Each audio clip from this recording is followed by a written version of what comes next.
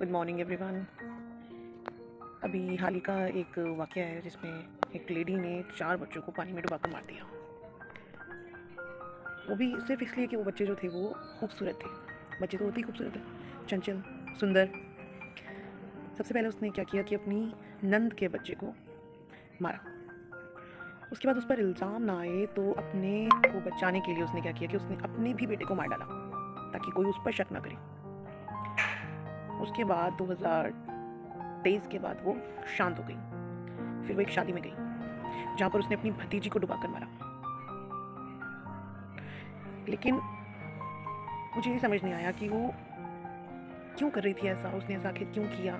बच्चे सिर्फ सुंदर थे क्या, यही एक वजह थी? या वो थोड़ी मेंटली अपसेट थी, या उसको कोई साइकोलॉजिकल डिसऑर्डर था, कुछ उसको साइकेट्रिस्ट की ज़रूरत थी, आई डोंट नो व्हाट। लेकिन जो भी हुआ, वो जो 4 बच्चे थे वो अपनी ज़िंदगी से हाथ धो बैठे।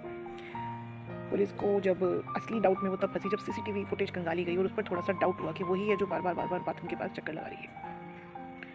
मुझे ये समझ नहीं आ रहा था कि आजकल के लोगों को क्या हो गया है, क्या नहीं हुआ है। इतना गलत कदम उठाते हुए वो डरते नहीं हैं। छोटे छोटे बच्चों के साथ इतनी गंदी वारदातें हो रही हैं। मुझे समझ नहीं आता कि यकीन भी करें तो किस पर करें, पड़ोसी पर, अपनों पर, जो अपने ही बच्चे को मार रही है। और वो सिर्फ अपने बच्चे को सिर्फ इसीलिए मार रही है कि उसका जो है क्राइम उसका सामने ना पाए, और सिर्फ सुंदर बच्चों को मारती है। पता नहीं, न्यूज़ में तो यही आ रहा है कि अभी हाल ही का वाक़या है पानीपत का।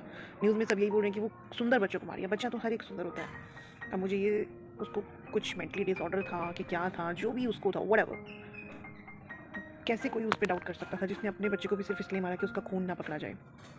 तो घर वालों को कैसे डाउट हो सकता था उसके ऊपर कि, क्योंकि जब उसका अपना बच्चा भी मर गया तो उस पर डाउट ही कैसे कर सकता है कोई? क्योंकि अगर कोई मारता तो दूसरे का बच्चा मार लिया, चलो ये भी मान लेते तो भी डाउट करता है, लेकिन जब उसने अपने बच्चे को भी मार दिया तो उस पर डाउट कैसे करें? मुझे समझ नहीं आता कि बच्चे को हम कहाँ पे सेफ समझें। प्लीज़ प्लीज़ अपने बच्चों का ध्यान रखें। किसी पर भी एक पल के लिए भी यकीन मत करें। अपने बच्चों से बात करें। मैंने पहले भी आपको वीडियो में एक बार बोला था कि प्लीज़ 15 to 20 मिनट्स का अपने बच्चों से डेली बात करें। उनसे उनके रोज़ का डे का शेड्यूल पूछें। व्हाटएवर वो जो भी आपसे बात करते हैं, मस्ती करते हैं, मजाक करते हैं, जो भी करते हैं, आप उनको प्लीज़ प्लीज़ प्लीज़ टाइम दीजिए। क्योंकि आजकल वो जनरेशन, वो टाइम नहीं रहा जो हमारा टाइम था।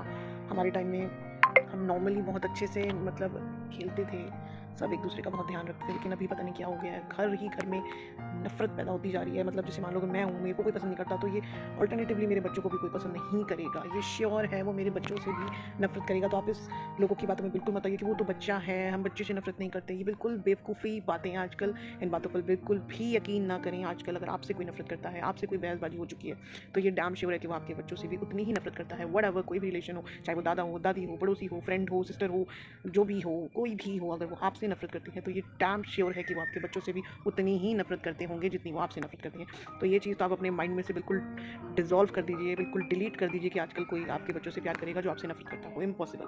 तो अपने बच्चों का ध्यान रखें। मेरा आज की वीडियो बनाने का सिर्फ यही एक मकसद है कि किसी पर भी यकीन ना करें, अपने बच्चों को प्रोटेक्शन दें, खुद प्रोटेक्शन दें, और किसी पर भी यकीन मत करें। और अगर आपको मेरी ये वीडियो पसंद आई होगी तो प्लीज़ इसको लाइक, शेयर और सब्सक्राइब करें। बाय।